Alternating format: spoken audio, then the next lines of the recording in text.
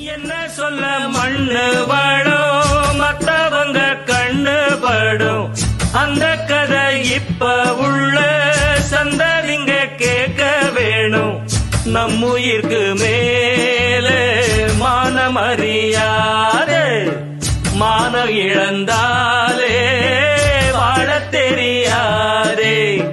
பெருசெல்லாம் சொன்னாங்க சொன்னபடி நின்னாங்க